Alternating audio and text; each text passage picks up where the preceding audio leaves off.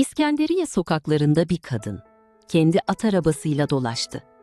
Üzerinde kadınlara özgü bir elbise değil, bir filozof cübbesi vardı. Roma valisi ona akıl danışıyordu. İmparatorluğun dört bir yanından öğrenciler onu dinlemeye geliyordu.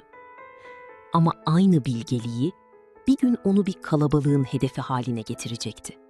Yıldızların öğretmeni Hypatia. Hypatia'nın doğduğu yıl kesin olarak bilinmiyor.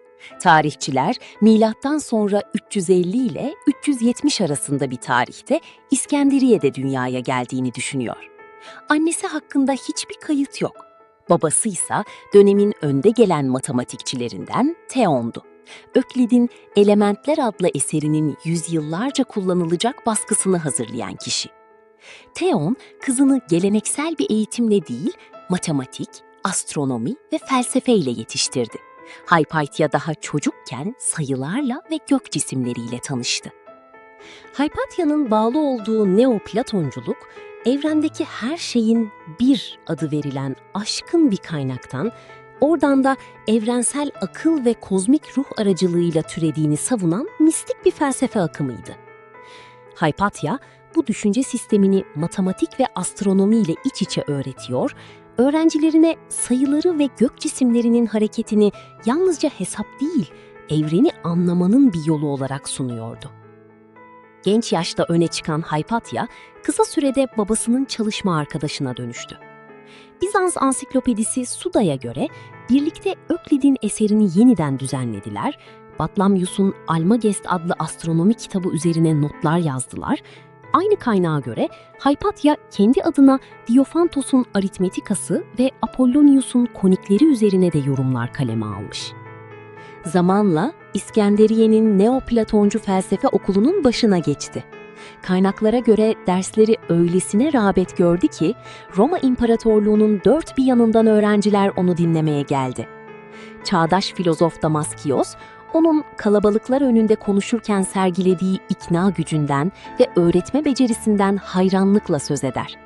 Kaleme aldığı ve daha sonra Bizans ansiklopedisi Suda'ya da kaynaklık eden yaşam öyküsünde, Hypatia'nın tüm hayatı boyunca bilinçli olarak bekar kaldığını ve kendini tamamen felsefeye adadığını da aktarır.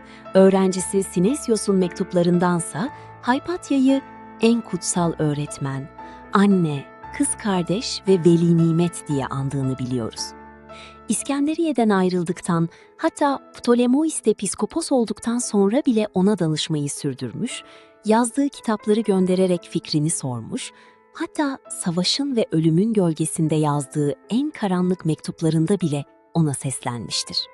Hypatia, dönemin kadınlarından beklenenin aksine bir yaşam sürdü.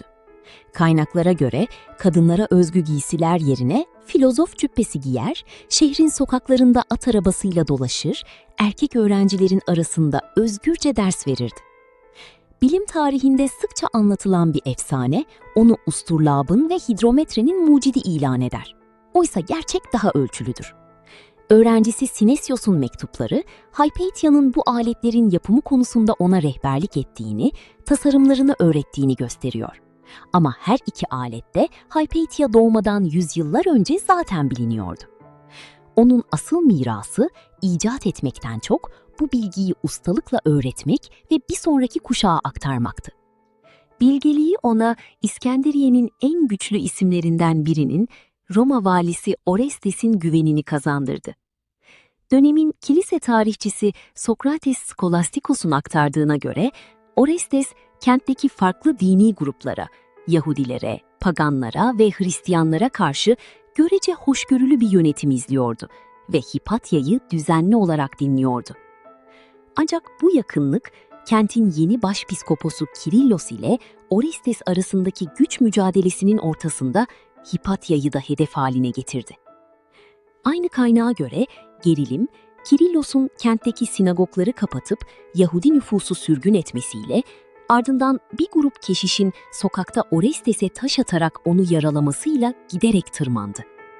Olaya karışan keşiş yakalanıp idam edildiğinde Kirillos onu şehit ilan etti.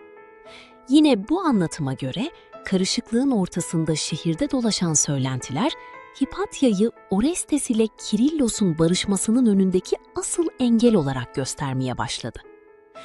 Bu gerilim, milattan sonra 415 yılının Mart ayında ölümcül bir sona ulaştı. Sokrates Skolastikos'un anlatımına göre, Peter adlı bir din adamının önderliğindeki bir kalabalık, kentte arabasıyla geçmekte olan Hypatia'yı durdurdu, onu bir kiliseye sürükledi ve orada acımasızca öldürdü. Cesedi daha sonra yakıldı. Aynı kaynağa göre bu vahşet, dönemin hem pagan hem Hristiyan çevrelerinde büyük bir infiale yol açtı. Bazı çağdaşları bunu düşünceye ve felsefeye karşı işlenmiş bir cinayet olarak yorumladı. Orestes olayı imparatora kadar taşıdı. Kirillos'un cinayeti doğrudan emrettiğine dair kesin bir kanıt yok.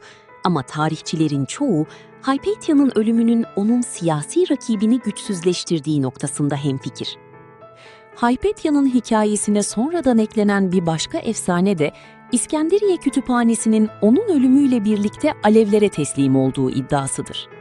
Oysa modern tarihçilerin ortaya koyduğu üzere antik dünyanın bu efsanevi kütüphanesi Hypatia doğmadan çok önce yüzyıllara yayılan bir çöküş ve yıkım sürecinde büyük ölçüde ortadan kalkmıştı.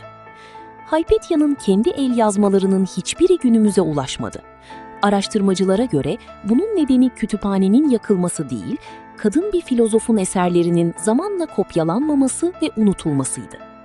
Onun düşünceleri hakkında bildiklerimizin neredeyse tamamını öğrencisi Sinesios'un ona yazdığı mektuplardan öğreniyoruz. Kendi kaleminden bize ulaşan tek bir satır bile yok. Hypatia'nın öğrencileri arasında yalnızca pagan filozoflar değil, Hristiyan gençler de vardı. Aralarında sonradan Ptolemais piskoposu olacak Sinesios da bulunuyordu. Bu, onun dini kimliğini bir kenara bırakıp yalnızca akla ve bilgiye değer veren bir öğretmen olarak tanındığını gösteriyor.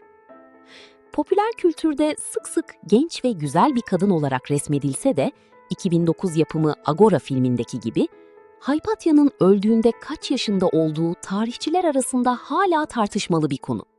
Kimi araştırmacılar doğumunu 370 civarına koyup ölümünde 40'lı yaşlarda olduğunu düşünürken, kimi araştırmacılar doğumunu 350-355 civarına koyup öldüğünde 60'lı yaşlarda olduğunu savunuyor. Bugün Hypatia, tarihçiler tarafından hem tarihte adı belgelerle kanıtlanmış ilk kadın matematikçi olarak hem de düşünce özgürlüğünün sembolü olarak anılıyor. Bazı sanat tarihçileri, Raffaello'nun ünlü Atina Okulu freskindeki bir figürün Hypatia'yı temsil ettiğini öne sürer.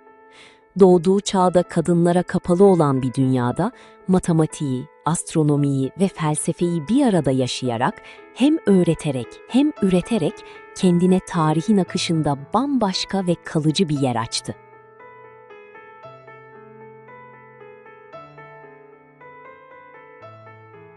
Bu, tarihin sessiz bıraktığı ama unutulmayı reddeden kadınlardan birinin hikayesiydi. Peki ya diğerleri? Bir firavun vardı.